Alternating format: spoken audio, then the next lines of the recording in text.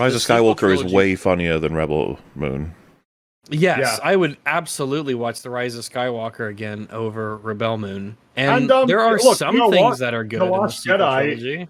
Has a lot of nice shots, which is something that I can't say for Rebel Moon compared to a lot of Snyder's older work, honestly. I don't know what it is.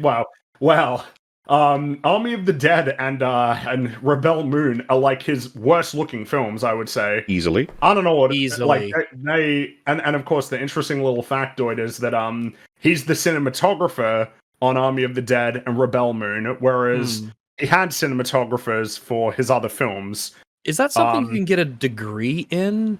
Is that like cinematography? Is that a thing that like photography or something like that? The thing is that certification for that. You look at basically any film ever made, there is a cinematographer, and they're usually not the director. They're someone else. Yeah. There's a dedicated cinematographer. Which makes sense. Yeah, it does make sense. Their focus is entirely on when and where to get those shots in, and it's just so funny to know that what technology to use, what cameras, how to set everything up. The appreciation for Snyder's eye, it's just curious that all of it comes from movies that he's not the cinematographer on. The thing is, I'm happy to give him that because he's the director. If we assume that you are ultimately responsible for everything that's creative about your project, you're responsible for getting the right people to realize your vision with clarity. But I do find it really bizarre and interesting that the films of his that really don't look nice at all are the ones that he was a cinematographer for. And because this film has a lot of similar problems to Army of the Dead in terms of really blurry shots, murky environments, like lack of clarity. Oh, and the lens that he's chosen, it's that goompy lens. But I was going to say, had he not been the cinematographer on this and Army of the Dead, and they both looked amazing, like still shitty scripts or whatever, but they both looked amazing, then we'd still, I think I would happily maintain that he's still got a good eye. But knowing that he had full control over how those two looked, and that's what they look like, it's like, really challenging my perspective on him. That during the editing process, or, during review of like any of the footage that they captured on any given day, that he looked at it and went, yeah, this is good. This is really good. This is what I wanted. Done. It's finished. There's nothing more to add or to take away. This is a final product. Send it to Netflix. And then they were like, do people like this? Is this what people like? Netflix, okay, sure. And then, well, no, they were probably just like, oh, sweet. Wow, amazing. Because it's Netflix and they don't know any better. Mm-hmm. I think he is overrated for sure. Like he's sort of been given way too many chances and too much approval by too many people online who see his work. That's the interesting one, right? Michael Bay is not viewed well critically, but his films are successful. He is a consistently successful filmmaker, though the last few films have struggled more. But like The Rock, Armageddon, Bad Boys, Transformers, these are all really successful films. They made a lot of money. Snyder's not as reliably bankable. Sucker Punch was a massive bomb. Man of Steel, like $200 million budget, $600 million, box office. Yeah, I mean, you made your money this back. This is Superman. This is our big thing. This is a really big deal. Yeah. Man of Steel, big Superman movie. Batman v Superman is a box office disappointment. The expectation was that film was going to make $1 billion, and it didn't. And then Justice League's obviously that's way more complicated because in some sense it's not his film.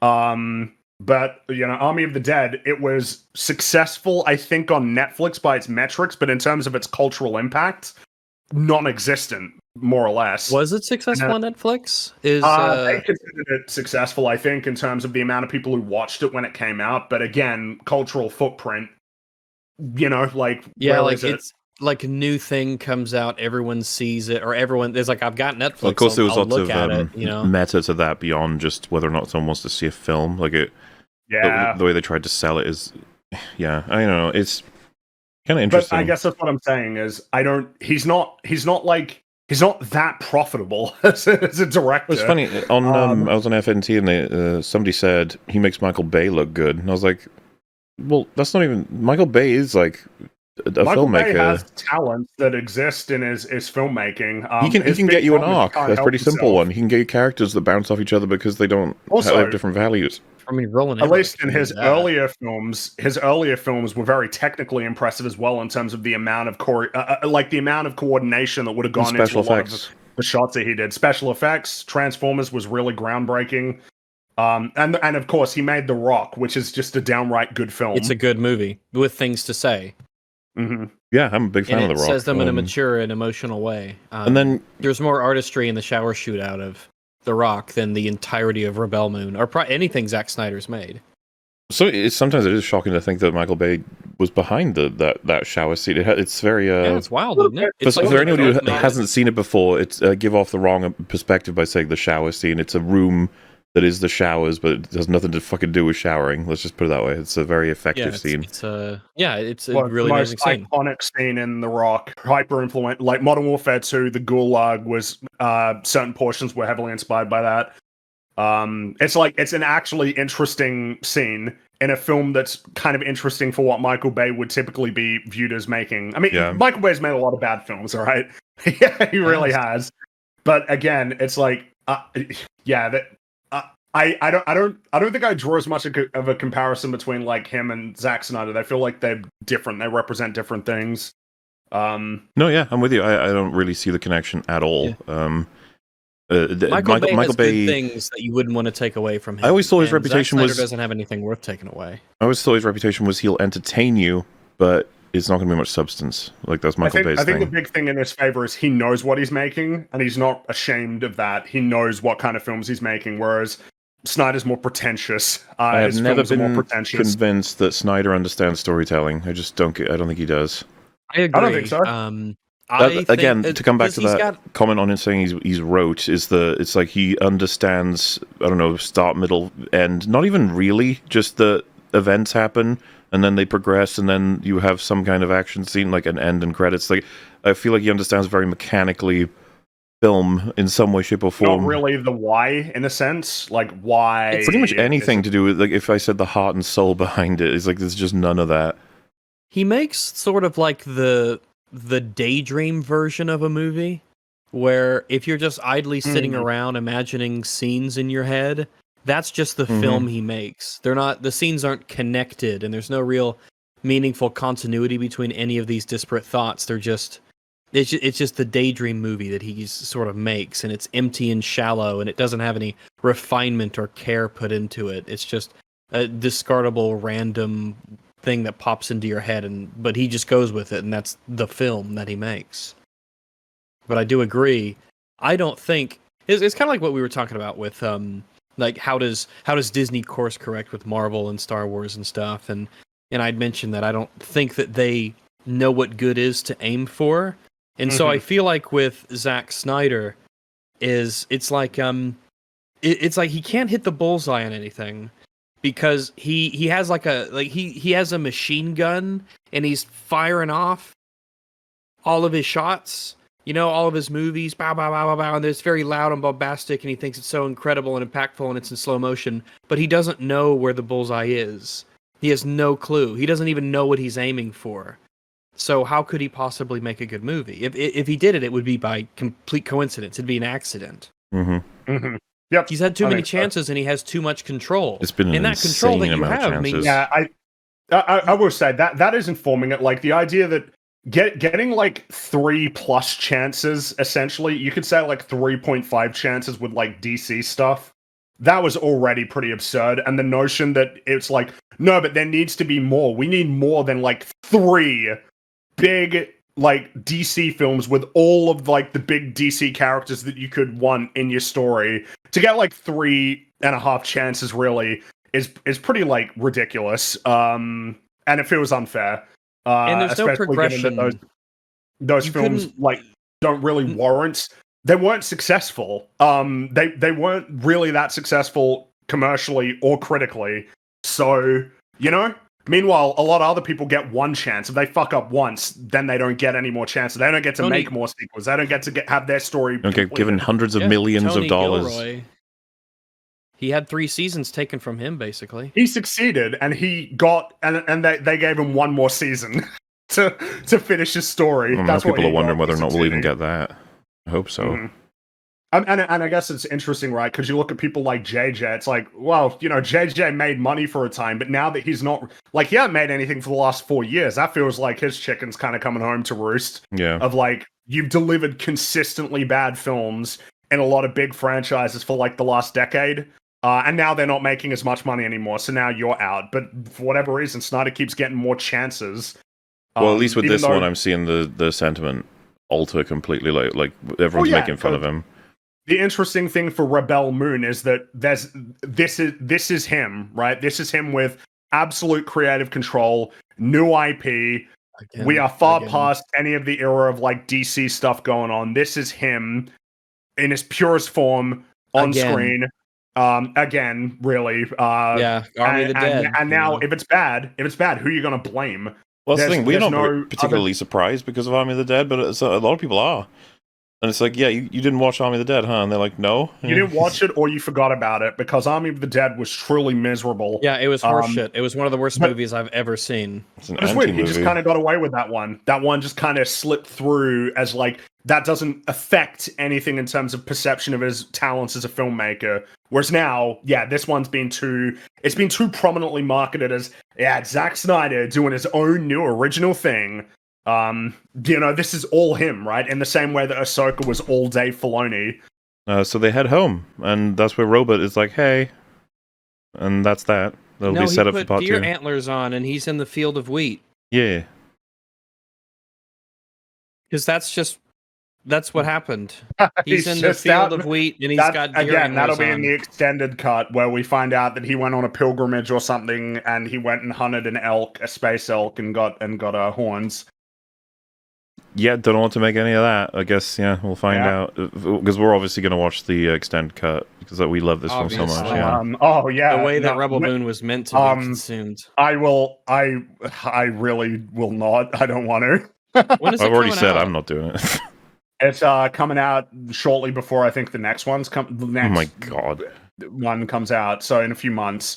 I think I refuse on the next principle on part this 2 one. comes out in a few months? Yeah, so the timeline is part 1's come out. The director's cut for this, part 1, will be coming out Wait, I shortly thought you were before memeing. part 2. There's a director's cut. No. Yes, there's a director's It's cut. been talked about. There will be a director's cut of this, an R-rated director's cut version that they're going to release shortly before part 2. 4 hours long, right? Yeah. Yeah. I think I object to that one on principle. It's like, you can't do that. You can't release your film on Netflix where you don't have the same restrictions of thinking about how many times that you can play it in theaters, any of those sort of runtime considerations, to then be like, oh, well, here's like the extended director's cut that comes out a couple of weeks, before, a couple of months after. Like, that's just bullshit.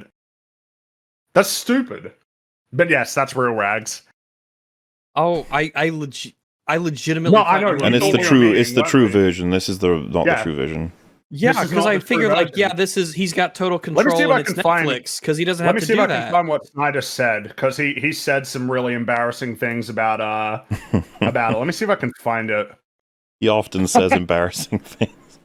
Yeah. It's Netflix. You have less problems to deal with when it comes to runtime, and presumably less problems with ratings as well, because it's Netflix. Like, presumably ratings and stuff is less complicated in terms of problems that it could pose. I guess not, maybe not, but the runtime one especially. But again, why do you keep making like these 4-hour-long movies? Like, trim them down. So, discussing film, Zack Snyder describes his director's cut of Rebel Moon Part 1 as a, quote, completely different movie. He adds that he wanted the main film R-rated, but at this sort of scale and cost, you say it's not 100% responsible to have that demand. Well, that's not... Oppenheimer cost $100 million and it was R-rated. Yep. Deadpool 2 cost $100 million and it was R-rated.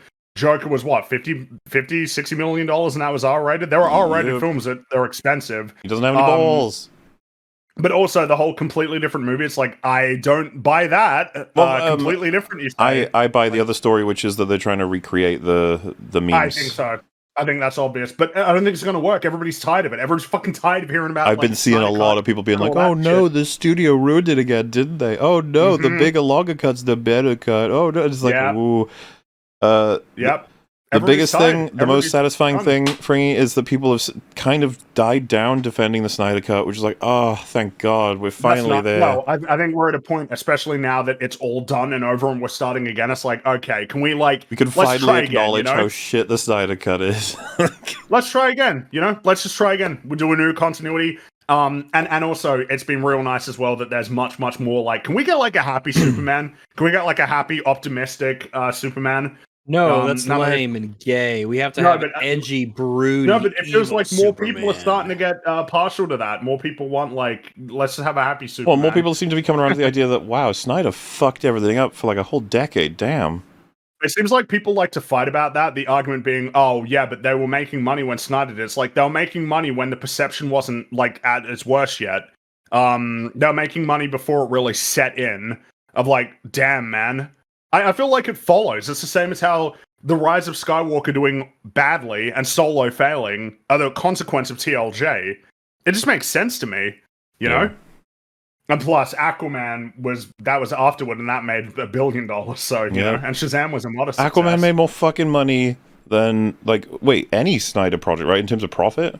Aquaman is the most successful DC film, and some people try to argue that's within his like pantheon or something. I mean, he was attached as a producer, but this was after Justice League come out. That's what I mean. Like, it doesn't feel like it should count as much at all. Well, I don't know. I feel like it's clear that it follows because DC's clown reputation doesn't exist in a vacuum beyond the early films. Like, the newer films certainly contribute to the cringe factor, but the older films certainly do as well. And again, Batman v Superman was not as successful as I wanted it to be. Plain and simple. But yes, like, I don't think that the whole Snyder Cut thing, because it was already annoying first time around, but like, to try it again, it's just like, dude, come on. Like, are you really? Like, you trying to convince people that you didn't get to make the film that you wanted this time around? Come on. It's really bad. It's terrible. It's miserable. It's an awful movie. It's kind of offensive as well. Just like as a thing that exists in terms of just haplessly grabbing on and latching onto a lot of like elements that exist in other films and throwing them together without any semblance of coherency. With a massive amount of money to bolster that vision. Oh yeah, this world has no character. I don't like it. Zack has seen movies before. He likes movies. Doesn't know how to make them. Doesn't know how to tell a story. Can't do it.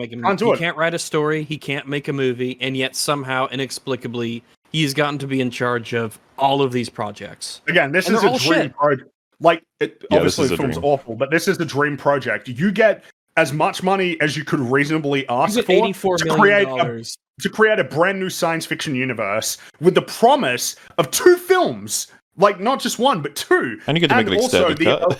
The illusion of alluding to, you'll get to make more. We're planning to make this a series. This is like, again, it's so funny how it's the same fucking thing with like Dave Filoni. They both got handed a dream project, and it was terrible. And this is not the first time Army of the Dead is also a dream project. Look at the cast and like look at the money you had, as well as another one where you Zombies in Vegas. It's the easiest thing ever. Films and everything, and still, it's crazy. I don't get it. But hopefully, this is the end. In terms of like, you know, I'm just like, okay, all right. Hopefully, it has consequences. I don't know if we're going to be looking at a Wonder Woman 84 situation here, like in terms of career consequences. What's going to be really interesting, because I get the impression maybe the first film will be considered a success by Netflix, but it's all going to be about the second one. How many people show up for the second one after giving the first one a shot? And the thing is, a lot of people have already been trying the second one will answer a lot of your criticisms of, like, this one was set up, okay? It was the first part. The second one will have all the character stuff. It'll have all the action. And it's just like, the second one's probably going to be worse. Man, it's kind of weird. Fellowship did a lot of the character work, and then that character work was followed through on in the subsequent films. It's weird how Fellowship did it. Yeah. You know, being a great movie in and of itself. I mean, Fellowship's the favorite for us three of the trilogy, and it's arguably the setup one. And it's like, yeah, sure, okay. If for whatever reason a war broke out and only Fellowship of the Ring was released, just consider how much is self-contained and how much it still sets up and how much we want to see more. It's the exact opposite of Child of Fire, Rebel Moon. Mm-hmm. And it's 2.5 hours long. That's long, a lot of time. That's a lot of time to get. It's a lot of time. Not as long as Fellowship, but it's longer than most films. Most films don't get 2.5 hours to tell their story and somehow manage to do it. And again, like, how much have we actually gained about the world? We've gained basic information about it, as well as a bunch of these planets that don't feel like they exist in the same universe, where we met characters who did like an action scene or had a very short conversation and then joined the team and didn't say anything again. Like, surely this was the film to build character and then massively advance the plot more so in the second one. But we didn't build character. What could anybody seriously tell you about any of these characters? Really? What could they tell you about them? Made a lateral move from nowhere to nowhere. We haven't set anything up to build up on. We're basically, it's just like, we're in sci-fi world and some stuff's happening, and there's good guys and bad guys. And that's all that we have, essentially, to work with. We don't have any characters. What do you think the theme is? We don't know what they're going to do. What is the theme? Do good things? Rebel Moon. What is the theme? Rebel against evil. Yeah, rebel against like evil regimes. Bad men are fight against bad people. Be a hero. Like that's okay. Yeah. Except for the times when you stand idly by as people are in peril. Your past doesn't define you. Ironically, if she would have stood idly by while the woman was about to get taken to Rapeville in the barn, then the plot just wouldn't have happened. It would have been bad, of course, but the village wouldn't be on the verge of extinction. It would, like, realistically, by them doing that, the village gets destroyed and all of its people. Well, none of that ever gets like properly addressed. No consequence of any actions, and everyone's just so weird and retarded and characterless all at the same time that it's just really hard to stay invested at all. Well, the protagonist is insanely stupid, like Kai, the pilot man who turns on him, in the way that she yells out in the bar. Like, remember that Kai openly says, "No, I'll do it for free. Also, I am an opportunist," and she tells him everything, and he betrays them all. It's just the most straightforward shit ever. There's no subtlety at all. Like I said, I was so confused by what Zack was showing me. I just thought it was terrible writing that this is a character who just terrible. Yeah, not the because this I know I said it, but like seriously, this is how it works. In fiction, I just assume the writer's terrible, but in real life, if someone wants to help you a lot in a thing that is very much not beneficial to them, and they're known to do things for money, and they're just helping you out of the goodness of their heart. It means they want to fuck you. You need to, you need to have a conversation. In the promo for Rebel Moon Part 2, The Scar Giver, it shows all of their histories in flashbacks in the trailer. So I wonder if they're going to say that with dialogue over it as they're having a conversation with someone else and just like... I'm at the point that I believe like she'll be like, let us get to know each other. You, what happened to you? Oh man, let me tell you. That was bad. And then they just explain the whole thing, and then it's like, wow, that's a really crazy thing. And then another guy goes, oh yeah, you think that's bad? And then he explains his backstory. And the next person's like, you think that's bad? You think that's bad? And then they're like, yeah, get that sorted out in a half hour. All the backstory's done. This is character. This is what I mean. It's just like, Zack, you must have seen movies. It's funny because a lot of people say Dawn of the Dead is one of his better films. He didn't write it. Yeah, but he directed scripts that are considered competent. Did he learn nothing? Well, I mean, it's interesting, right? Because the last, aside from Army of the Dead, the last original thing he did was Sucker Punch, and it's like, well, Sucker Punch was also a bunch of other things like iconography and elements and ideas from other films, like thrown together haplessly into a blender. Yeah, it's the daydream. It's the daydream that he brought to life. But it's not, it's just a bunch of random thoughts that are just sort of strung together loosely. Meanwhile, when it's based on something that someone else made, it's like, well, then it starts to gain elements of the coherency of that other work. It just manages to be a part of it, right? Which, again, is just interesting to think about, isn't it? And the conclusion is just unbefucking-leavable levels of opportunities that he's wasted again and again and again. Yep. It's just, again, like, what, $150 million, 2 movies guaranteed. $166 million for the 2 movies, yeah. So For 2 movies. like basically all the money that you need for whatever you want. That's just you can just do whatever. You couldn't ask for more essentially. money. You couldn't reasonably ask for more money. Yeah, there's no way that if you're that's the kind of money where at that point, if you feel like you need more money, then you're just being silly.